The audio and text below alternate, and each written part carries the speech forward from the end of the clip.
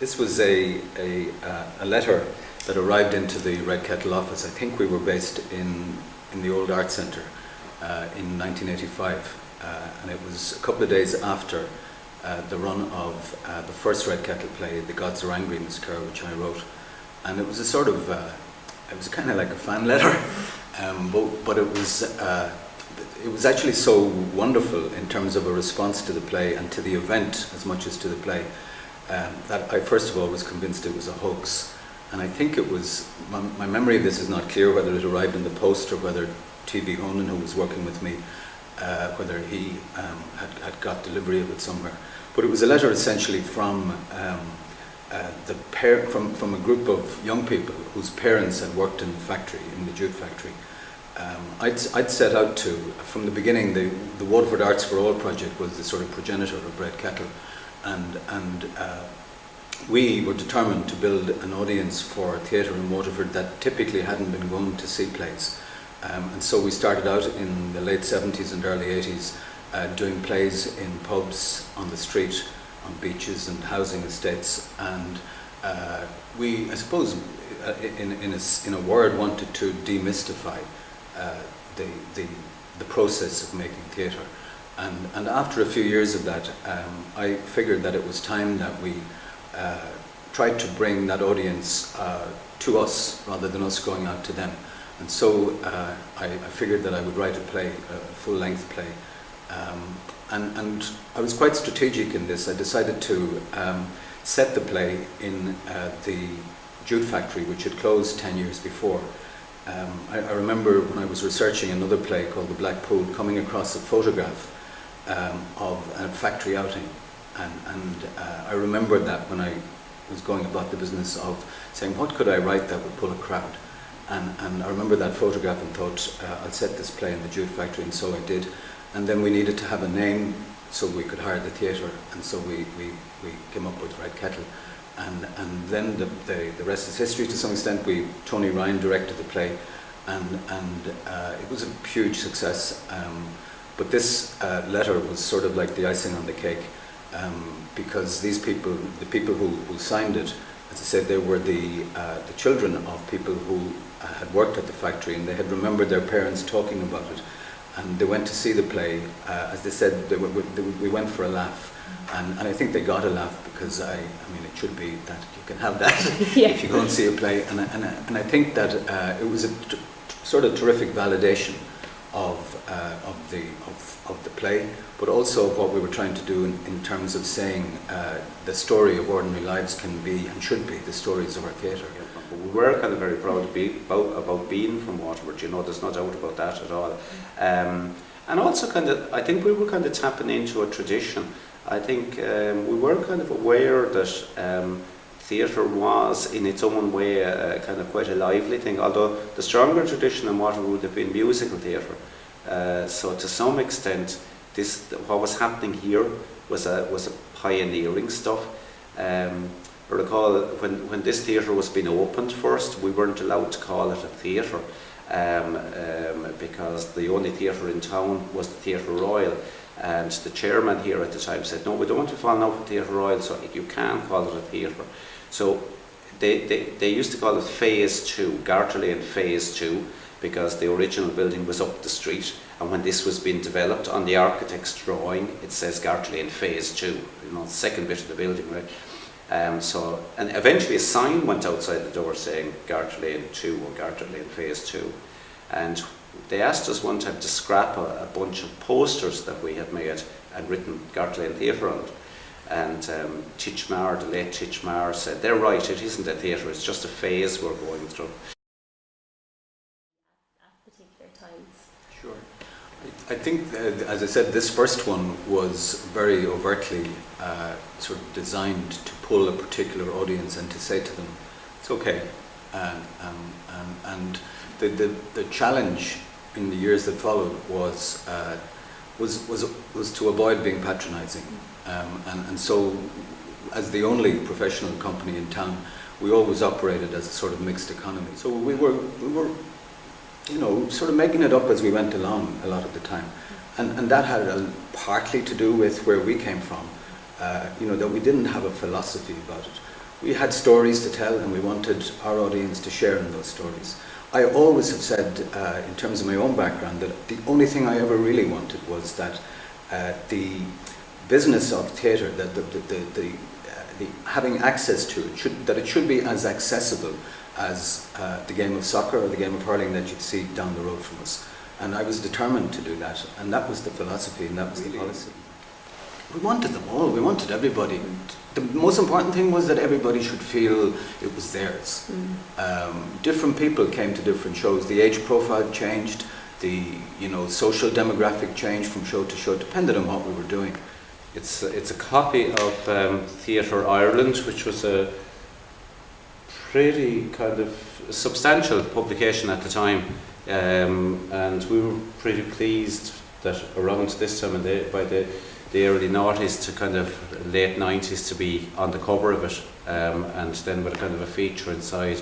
So that would have been kind of a really big deal for the company in terms of national recognition, and probably kind of illustrates in its own way just how quickly the company had developed, relatively speaking, from a standing start in 1985 to being in this kind of space about 5 years later, where the company was genuinely recognised as a company that had achieved a certain national status, but clearly hadn't even finished then, was going to press on to do even bigger things as we entered a new decade. But kind of getting the cover of this was absolutely fantastic. And it was good for the actors, it was good for morale. I think it was good for the city of Waterford too. And another kind of thing we were trying to do at the time, we were trying to get a sense of the art and the business kind of coming together. And we were looking for role models of that, and kind of imagery that would kind of portray that sense that this is an artistic company, but it's also a company with its head screwed on. And I was kind of always kind of searching around at the time, and at the time, Eamon Dunphy, the journalist, had he brought out his biography of U2 had come out, The Unforgettable Fire, and there was a photograph in that of Paul McGuinness, the U2 manager, with Bono and The Edge. And you can notice from the photograph they're very dressed in kind of casual, they're work artist kind of clothes, and he's very much dressed as the businessman, And we can't actually use that as the kind of the model for this photograph here of his, in the sense that kind of Jim led a very strong artistic team, and I'd like to think I equally was leading a strong kind of administrative and business team, and that many of those people on both sides of the fence were amateur people who were donating their particular skills to the company on both sides of that fence because of passion for it. I mean, for example, Bernie Daly worked with me on front of house and that, and her husband, the late Jim Daly, worked with Jim on lighting and stuff like that. So those two pillars were very much kind of given the business side of things, not only keeping the money right, but giving the customers, the audiences, good experiences in the foyer with good quality kind of programs, and hopefully good quality front of house. And certainly on the artistic side, we were trying to really push the boundaries about what could be done in a kind of a regional setting. But we weren't too hung up about the regional thing, to be honest with you. I think other people commented on that more than we were conscious of it ourselves. We didn't get too hung up on the Dublin versus the rest kind of thing. We just wanted the very, very best of stuff that we could make. As it happens in this room, that began to be noticed. I think the play that's covered during this period here, Talbot's Box, probably the breakthrough moment for us in terms of national media and national attention was kind of the opening night of that, when President Hillary came to the opening night.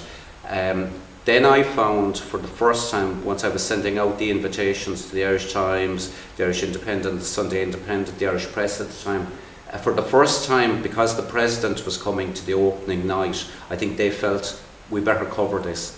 So famous theatre critic at the time, David Nolan from the Irish Times, came. Fintan O'Toole worked with the Sunday Tribune, then he came. And I think it reflected in both of those reviews almost the surprise they found at the quality of what they discovered in this room when they came to see Talbot's Box. St John's Church in Waterford. and the person in the foreground is Aidan Walsh, who played Matt Talbot in the first production of Talbot's Box by Tom Kilroy. A most unusual play, expressionistic play. Originally it was designed to be played in a box which opened up to reveal the set. But the set that Ben Hennessy designed and Tony Cullen built for that was a magnificent looming set, which was actually built in here when the theatre was configured differently here in Garsha Lane. In the background, outside a confessional box, is myself dressed in the garb of a priest, because Tom Kilroy wrote the part. It was a pretty broad sort of part for a woman, playing a priest figure and a woman figure. Two or maybe multiple different priest type figures that featured in the inner and outer sort of spiritual life of Matt Talbot, of the actual set. We were all on set for the entire first half, everybody. I was down inside in the pulpit, having ducked flying cups at one stage for quite a while, but other than that we were on stage for the whole time, and I actually had to change costume on stage. We all changed costume on stage, including me having to strip down from a priest's outfit to a leotard and tights, which was quite interesting, if you can imagine. But it was. I think we borrowed the vestments from St. John's College, because we were looking at other things, but we had a surplice and soutane and the stole and the biretta, I think is what the thing was called. Yeah. So you'd lean on local places when you wanted to source the project. Oh, well, absolutely, and absolutely, and Blonde McCann very often supplied costumes. Mona Manahan was our resident costume designer and wardrobe person, and she was extraordinary what she could do with costumes.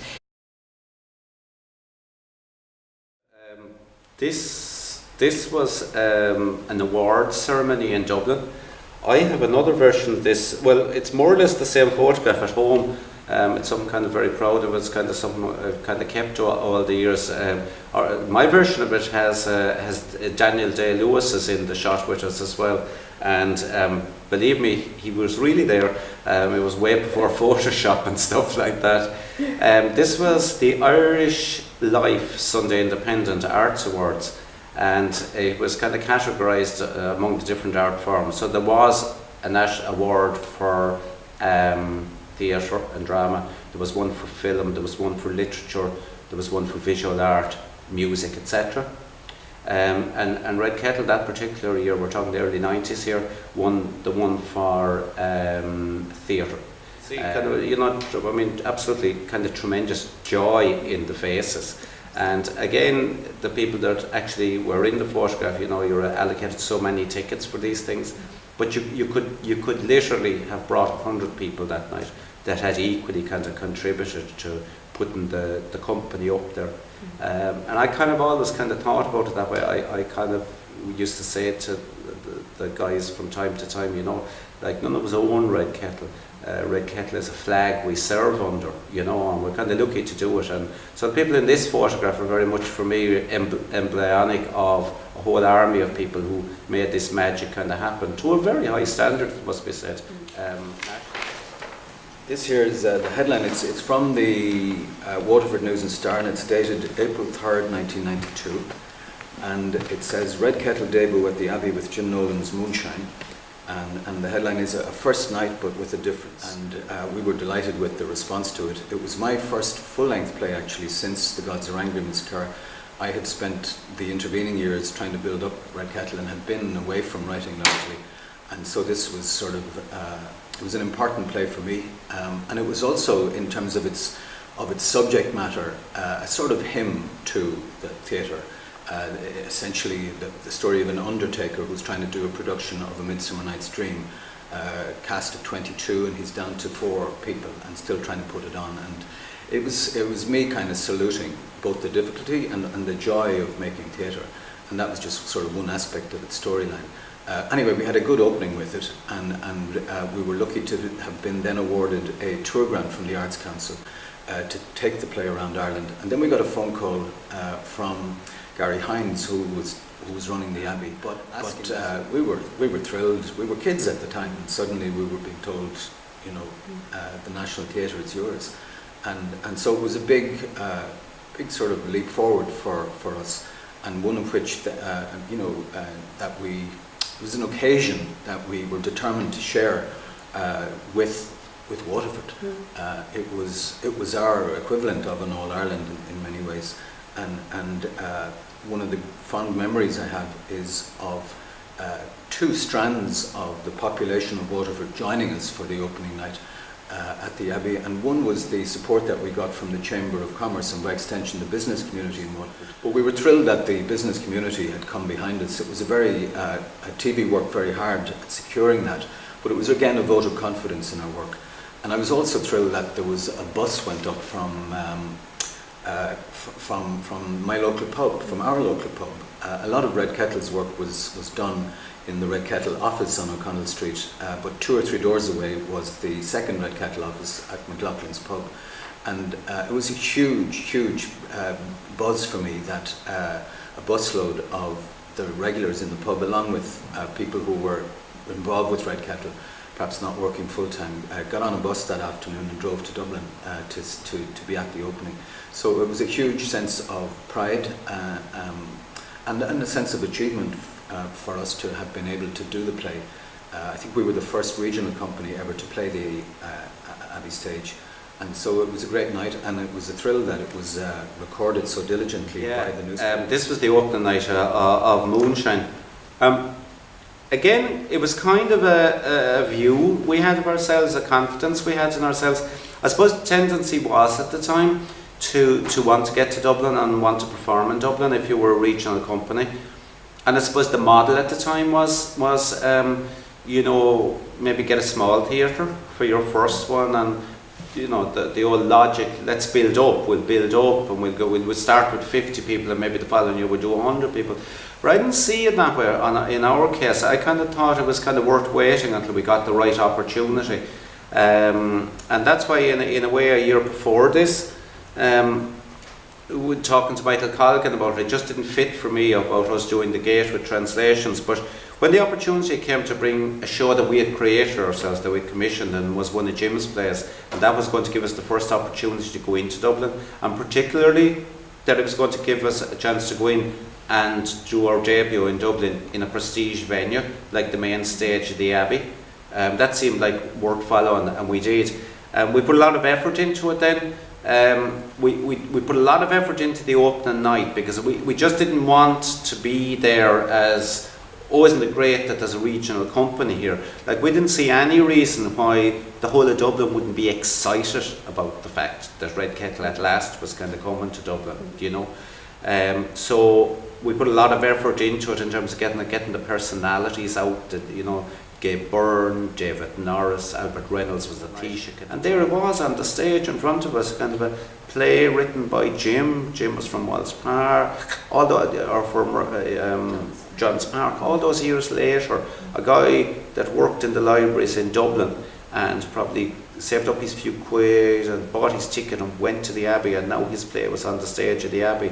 That was kind of fantastic, And like, I've noticed here, this obviously is a transcript of the Gay Byrne radio show covering the event the following morning, and that was huge. Like, Gay Byrne was just like, that was just, if the word, and it's a really substantial piece. I mean, I vaguely remember him talking about it at the time, but I notice here as well, he says that we had a second company out on the road at the same time, because if I'm not mistaken, the tour for 44 Sycamore, the Bernard Farrell play, was out on tour at the same time.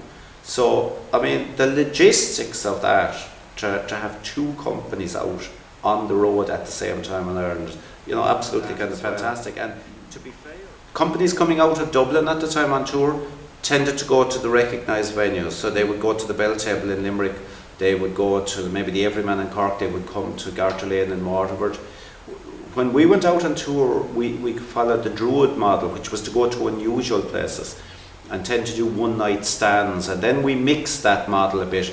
So we would kind of go to places, smaller towns, early in the week, because in those smaller towns we'd be a novelty. So you would get an audience in Ennis on a Monday night, and you would get an audience in, say, Tuam on a Wednesday night, and then you'd double your efforts. You'd get into Galway or the bigger centres then for the weekend, because in those places people tended to go out on the Friday, Saturday, Sunday night kind of cycle, or Thursday. So we mixed it up, smaller towns, but the net effect of that was that we were very effective touring. We packed, really. We did kind of pack, and we were kind of probably one of the few companies that did that at the time, and probably one of the few companies that actually made money on touring, because they were just successful. People wanted to see what we had to offer, and you could see. It's a photograph that just happened to be taken more for the crack than anything else on the evening of, just after a rehearsal had finished for a production of The Crucible, which I directed in the summer of 1995, and it was on the occasion, it was to be our 10th anniversary production, and the Red Kettle van is in the background of the photograph, but in the picture are myself with my denim jacket and my white t-shirt and hair. It was black or brown or something. We were all, it's just like, time is savage.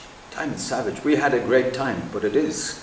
When I look at that photograph, we were young men then in our prime, as they say, and so it's tinged with poignancy, not just for that, but because on there's Liam Rellis, who's was the general manager of Red Kettle, and followed the great TV Honan. It was a very tough, very hard act to follow, and he did great work at Red Kettle. Ben Hennessy, who designed The Crucible and who designed so many other wonderful productions in his shades, and Brian Doherty, who played a leading role in The Crucible and went on to have a wonderful career in the theatre in England, and a great friend of mine. And then at the end of the picture, smoking his pipe as ever, the great Jim Daly, who sadly is no longer with us. It was taken, as I said, for fun on a wonderful summer's afternoon. The fact that I have the hint of a smile, it probably means that the rehearsals were going reasonably well. And the van is as much part of the story. It was a big buzz for us when we bought the van. I remember in 1985, the morning after the closing night of The Gods Are Angry, sitting in Downes's bar, saying, what? Because we made a profit. It was the only time that a Red Kettle show, I think, ever made a profit. And maybe it made about 100 quid or something. And we were saying, how will we spend the money? And I remember saying, maybe we'll buy a van. And we didn't. And a few years later, we must have bought one because it's in the photograph. And I have a particularly fond memory of touring Ireland in that van at a time of, I was just at some rough personal circumstances. And I hadn't directed anything for a couple of years, having been up at Field Day in Derry and directing a new Tom Kilroy play that was savaged by critics, and it was a very tough production. And I didn't direct anything for a couple of years, and then decided to put my foot in the water, and I directed a play called Saltwater Moon by David French, a wonderful Canadian play, and Liam Maher and Mary Boland were the two actors involved. And I didn't want to just direct it, I actually wanted to tour it, but I mean physically to tour it. So I took the van and decided to drive the van around the country, and we did, I think, more than a dozen different locations around the place. And it was really good for my mental health, and it was good for my sort of theatre health, if you like. Everything came back to me by way of why I wanted to do what I was doing. It's a real old-fashioned little love story. And I was in it, myself and Mary Boland, my current wife. We're in it. It's my one and only foray into the professional acting world. And you're compared to Harrison Ford, Henry Fonda, Jimmy Stewart. Yeah, it was that kind of style. It was that kind of. It was written in that way, like one of those old 40s kind of comedies, like a Frank Capra kind of thing. It was that kind of dialogue, and I'm a big movie buff, so I would have certainly been deliberately playing it in that style. So that's where the comparisons came from. All right, Garnick Hotel, that's what it was, of course. That was on the stage here, and Jim had come across this play and he said, do you want to do it? And you can do it on the set of this as a lunchtime play. And we did it here, and then there was a nice reaction to it, so we did a tour, and Claire Scott designed the set for it. Beautiful little wooden porch. And then we toured it in the back of a high-ace van. And Jim Nolan toured with us. It was very, very, very funny. We just had a lot of fun doing that. We just remember laughing all the time. And we toured to places that were, at the time, new. It was just when all of those new little theatres started to emerge. There's one in Kilworth, near Fermoy, and in Charleville, and in Featherton, Tipperary.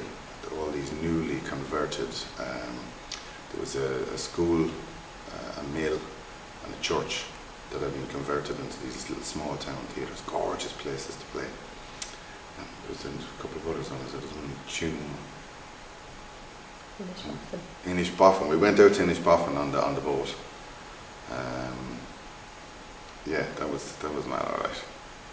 I mean, you just did it in a room in Inishbofin, in the pub, I think, or in the school. But we had to put the set up onto the back of a tractor to bring it up the hill. But yeah, that was fun.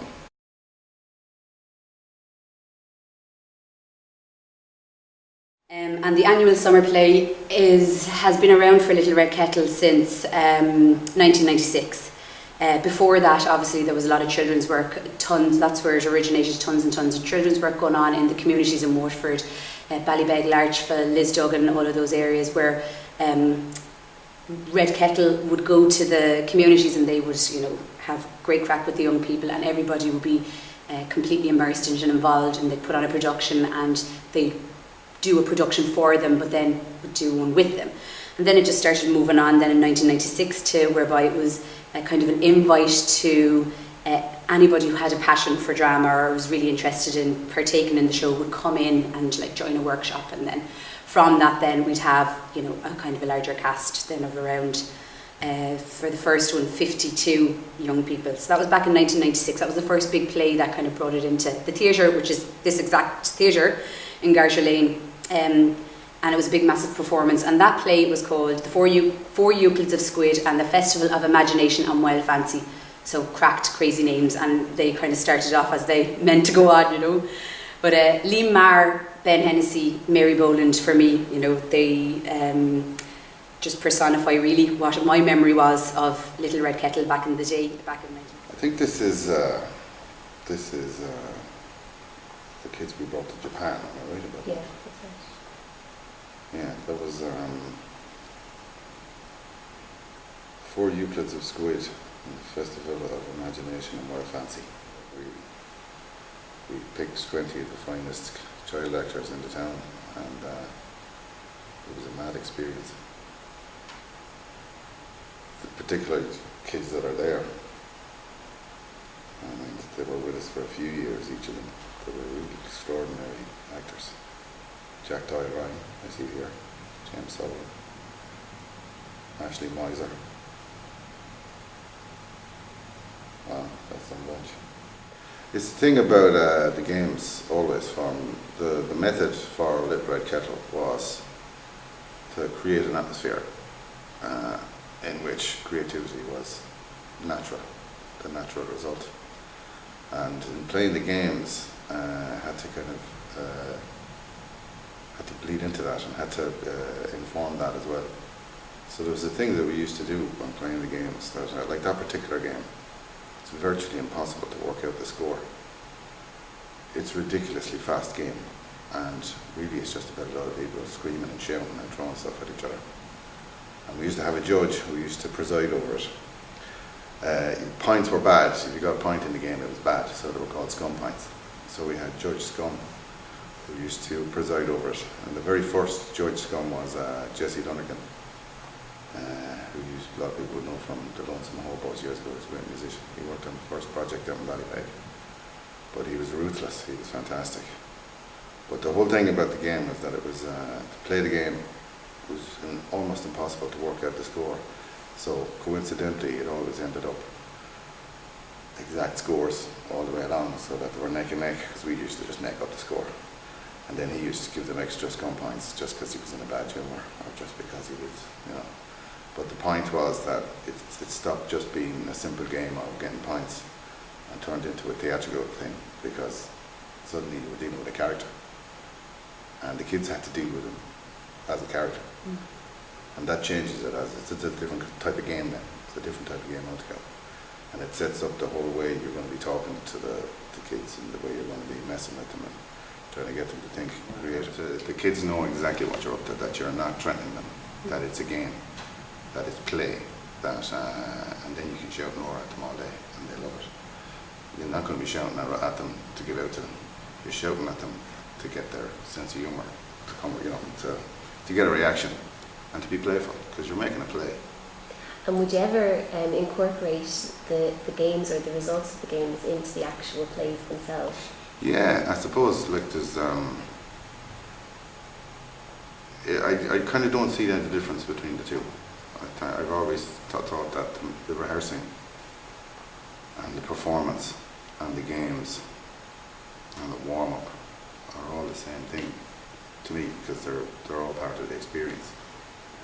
Yeah, it's nature theatre, it's collaborative. I think that's what it. I think one of the key moments we did, the show that we bring to the schools, there's tours around that's been running for the last 30 years next year.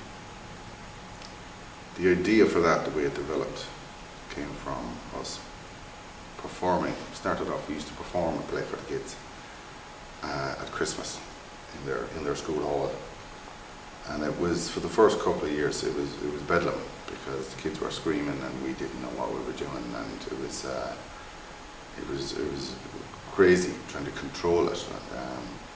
And then one year, just by accident, we didn't realise something. What we had was a scene where the bad guy reveals her plan, and then me and Ben Hennessy came on as the good guys, and the kids wanted to tell us the bad guy had just said, and we went, oh, because we're not supposed to know. So we realised we'd have to change the story and let the kids tell us, so that now we know what the bad guy's up to. And it was a mistake we made. We should have realised it. But what came out of it was, we said, right, we'll have to ask the kids. They'll tell us. We'll let them tell us. But we ran out, but they were all shouting at us, and we couldn't make out. So I said, you. I picked up this kid, and the whole place went silent. And I started saying, what's going on? What's going on? The kid told me the thing. And I said, oh, right, thanks. I sat the kid down, and myself and Ben ran off. And the backstage and went, oh, did you see that? So the scene, which was started off as a 5-second scene, me and Ben ran on, and then we used to run off again. It became a 10-minute scene by the end of the week. We used to get loads of them up and start chatting with them and having a bit of crack with them. But that's when we started to get the kids up onto the stage. And was a natural, like your question was about collaboration.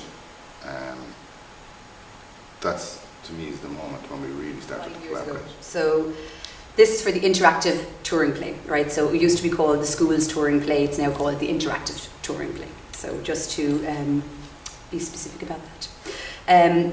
And this one, again, I have memories of Little Red Kettle coming to my school, and I think it would be hard for, I almost feel like every child in the city, or every young adult and every person in the city has had an interaction with this one. Title, Curiosity Did Not Kill the Cat. Like, you couldn't really get any more Little Red Kettle than that. The whole idea of, questioning, don't be afraid of being curious in the world, all of the themes, and Liam Maher writes the plays, and again, I sort of feel like it's so, what's the word I'm looking for? It kind of encapsulates really him as a person, and what I loved about himself and Ben back when I was 11, 12, of that kind of first time in 2007. It was 28 schools, and now we're at 73 schools. So it's got bigger and bigger and bigger and bigger every year. And we go to all of the Waterford City schools, just about them all. We go to tons of county schools. We go to County Wexford, County Tip, Kilkenny. We go as far as Cork. So it's such a highly, you know, it's such we bring in 30 children into the show. I think that's the reason it works so well. That's the fun of it all. And they, like, some of them get this opportunity. I think why I love it so much is when we have a teacher or somebody come up to us afterwards and say, I can't believe they put their hand up. You know, they're so quiet in class, and I just can't believe they wanted to be in your, and you chose them, and then they said what you told them to say, and they put that costume on, and it's kind of an opportunity, I feel like, to have a theatrical experience where you might not have one, you know, where you might not. I think it's certainly made a contribution to the theatrical end of things. Obviously, there's a lot of people. What's nice about Red Kettle these days is that like there's a tour at the moment with 4 actors, and 2 of them arrived to us when they were 9, and Jenny Clooney, who now runs the company, came in this way as well. So I think that the fact that we're now employing 3 people who came into us at that age, that it offered some kind of continuity, the possibility of a job in this business. It's great that that's the case. And then overall,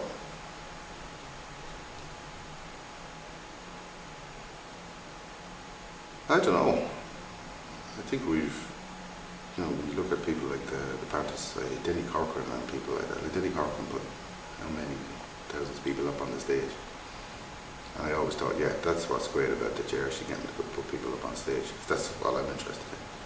But the people who've done that over the years, the musical societies, I think we're part of that. We contribute in the same way as they do.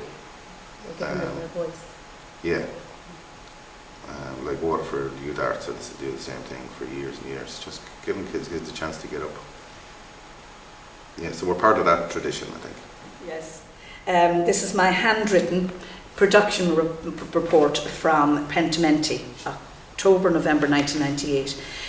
Yes, this was. As it turns out, I ran into Liam Rellis and Jermar, who were both involved, both centrally and peripherally, with this production. Liam was supposed to be centrally involved, but unfortunately, due to, let's say, the producer-director of Pentimenti, which was a stage fright production, had to defer the opening for, I think it was 2 weeks. I had forgotten this, Liam reminded me. Most of our crew were away on tour in Ireland with the Salvage Shop, which was a major production. And we didn't have sufficient funds at the end of this particular year to do a full production. So on occasions like that, we looked around for a co-production to invest money in and give our technical and administrative assistance to. And this was a world premiere of a play set in Germany in the 1930s. Pentimenti comes from the notion of the underpainting, underpainting under a newer painting on a canvas. That was a joint thing between what was then an amateur group, an amateur musical theatre group, Stage Fright, which was run by the late and incredible in many ways. His name won't come to me. Brian Flynn. Brian with a Y, Flynn, who was terrified of me. I had the life scared out of him. When he heard my voice, he used to scatter somewhere. But yeah, we got him on stage. That was the main thing. And also, a comment that I made in this report about the cast of Pentimenti, who were mostly amateurs, who were in it for the love of it. They just wanted to sing and they wanted to be on stage. There was nothing you couldn't ask them to do. And it was a really interesting thing. There was a kind of a synergy in the earlier days, there was a synergy. But sort of later on, because people who originally were satisfied with, because they had no choice, with being involved in amateur productions, at levels from, very, very basic to very high level of skill and training, because they did courses and stuff.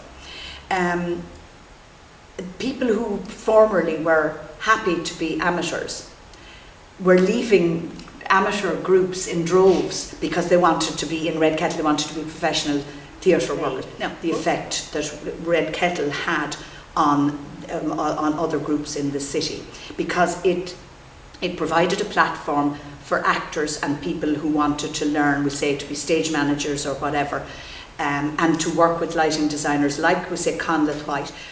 So there was a cross-pollination and as what I would call a kind of synergy between all the groups. So the professionalism that Red Kettle developed, due to its attaining funding, meant that it was in a position to pass things on and to work with other groups, and did so. When we were rehearsing The Crucible is also a landmark for me personally and for the company. It was, of course, our 10th anniversary, but for a very different reason. It was up there with the most significant of the work we've done, and it was for this reason. The play meant, obviously, because it's a world classic, it meant so much to me as it does to so many millions of people.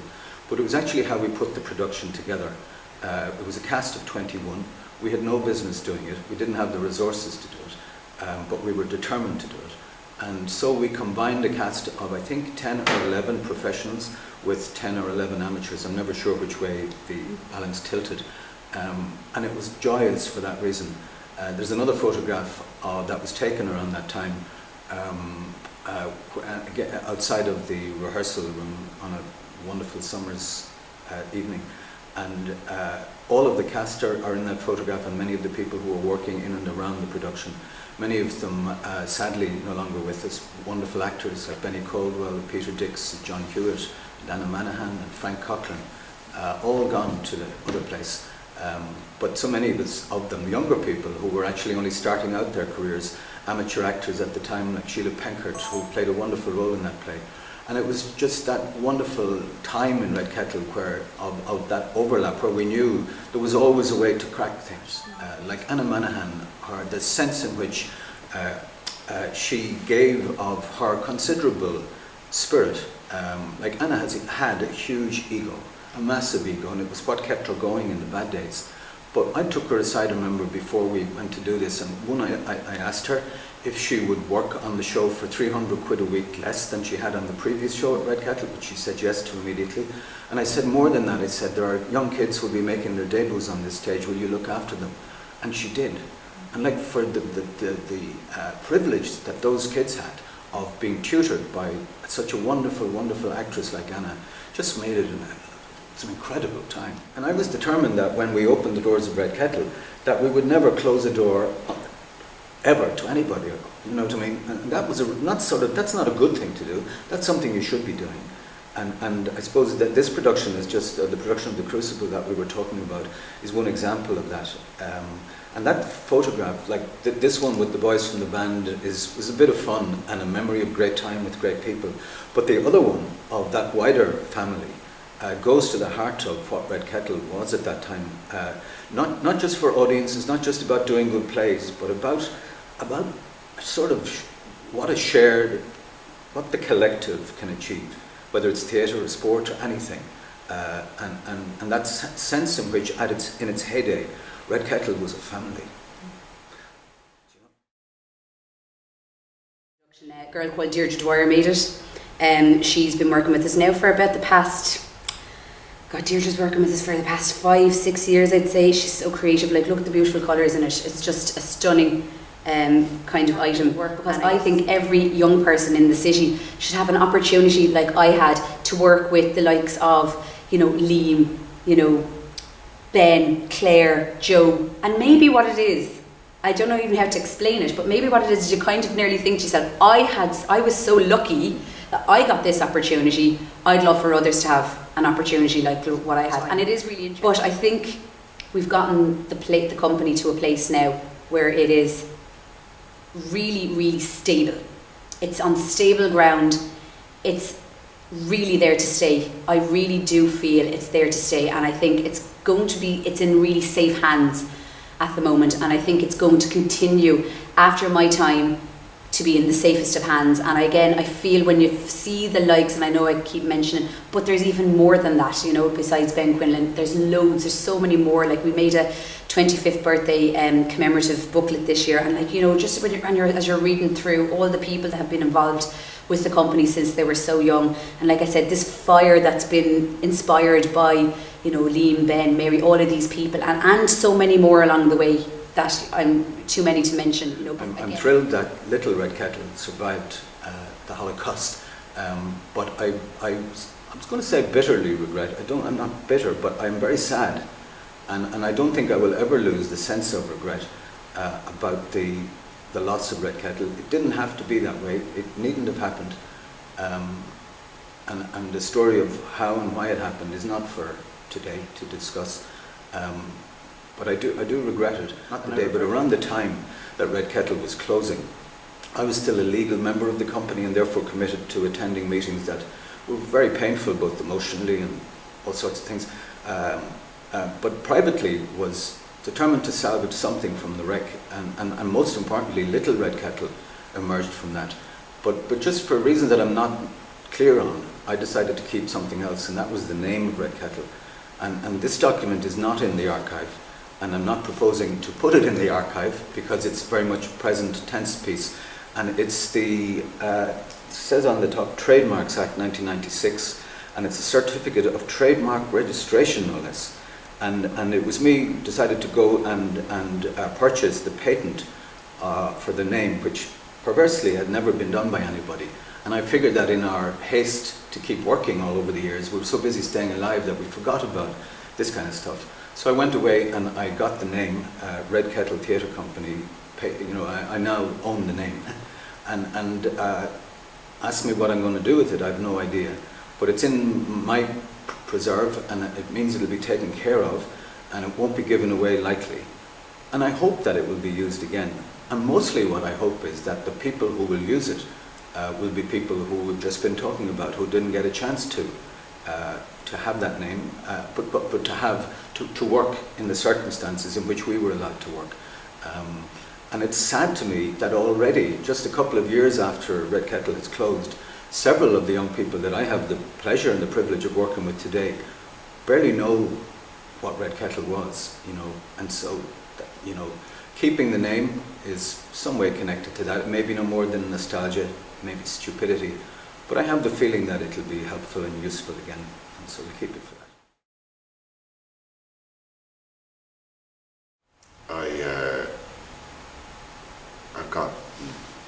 I've got to do all these years to scrape a living, at least doing something that I really love, which is working with youngsters, getting them to make their own plays and films now. So I'd certainly feel the privilege of it. It is really, I suppose that's the thing about, I mean, I'm a teacher more than a director, and the thing about teaching is it's first and foremost is that it's a privilege. Well, I formed some of my most enduring friendships in Red Kettle. I learned a massive amount about the craft of acting, directing, stagecraft in the broadest sense. One of my absolute favourite things was to stand here in the dark, just to be in the position of whatever actor's position it was for Jim Daly to light that spot during a lighting setup. Sitting in the dark in a theatre, either in the seats watching actors become ready for their roles, or in the lighting box looking down at actors and directors working, or seeing that things look right on the stage. I love stage setup, I love props, I love set design, I love every aspect of it. I certainly brought myself, or being involved with Red Kettle brought me to a different level on that than I would have if I had remained just in amateur dramatics. Oh my God! I think Red Kettle meant so many kind of things to me. There were great friendships come out of it. It probably be equally accurate to say there was great strains put on those friendships over at times as well, because it was very kind of intensive experience. People were under a lot. There was a lot of joy. There was a lot of happiness. There was a lot of sense of achievement, there was a lot of laughter, there was a lot of drinks had together, cigarettes smoked together, a lot of laughter together. And then there were kind of times where, you know, the pressure probably got to some of us individually or some of us collectively and put strains on friendships and relationships and that. Some survived, some of the relationships survived that, probably is fair to say, better than others. But equally, having said that, all these kind of years on, there's no one I know doesn't talk to each other anymore on some level or other. Although we'll probably never be able to kind of return to the intensity of the relationships and the sense of discovery and joy and fun that we had together in those years. I suppose one of the things that in an overall way, what Red Kettle means to me, I think it means to me, it's probably a really practical example of what people can do when they combine kind of talent, imagination, hard work, all those kind of almost boring kind of values or whatever. But I think it probably represents one of the happiest times in my life, and in turn then kind of gave me and indeed others in the company the confidence to go on and kind of stay involved actively in the arts, perhaps in another field. You know, Brian Doherty works extensively and almost on a continual basis, mainly in England these days. Jim is still very much involved in the arts. So are many of the others. So I think it kind of gave us, it was a fantastic stepping stone to our futures, as well as being an amazing thing in itself at the time. It was first of all great fun. And if it ain't that, it ain't worth doing. On a personal level, the opportunity to do not only what I wanted to do, but in some ways what I was made to do. A sense of privilege about that, of having the opportunity to earn a living from something that I would cheerfully have done for nothing. And that's the fun. That would be the primary one. The sense of privilege of being able to make theatre on the scale that we were able to make it in our own place. And it's wonderful that we're recording this interview in the building where not just me but a lot of us spent the best part of our lives, both literally and metaphorically, the best part of our lives. So I'm really glad that I have enough savvy to know that that was a privilege, and that it's not something that just is casually given, you know. So that's a thing. I have an enormous sense of, I hope, reasonable pride in what we achieved together. One of the great sort of pieces of common sense that I had and shared with other people at Red Kettle at the beginning was to keep our ears closed to naysayers and begrudgers. And there weren't many of those in this city, but a lot of people maybe justifiably or reasonably felt that it couldn't be done. And I remember people saying to us, you should go up to Dublin and you should do that somewhere else. It couldn't happen here. And we didn't argue that. We had a kind of policy of non-violent resistance to that notion, because we knew if we, for an instant, heard that, we were doomed. So we just didn't listen. And I have a huge sense of pride that a group of maybe half a dozen people who were at the heart of the enterprise, as far back as 1979, with the Waterford Arts for All project, dreamt of creating theatre in our own place. Were enabled to do it. Were able to, as I said earlier, produce more than 50 new plays and bring the fruits of our labour, if you like, around Ireland on more than a dozen tours, to Dublin, to Belfast, to London, to Edinburgh, to New York, and mostly to our own place, to our home place. I have what I hope is a sense of justifiable pride about that, and a proud pride that I share with the family of Red Kettle. What does it mean to me? I guess it means, like, where I am today. I know this again is a cheese ball answer, and it's almost a silly thing to say, but like really where I'm sitting here today having the chat with you guys, you know, talking about this that's where it began. It was back in Red Kettle back in 1996. That's where it was. But yeah, it's been fun. It's been fun, and it's been a privilege.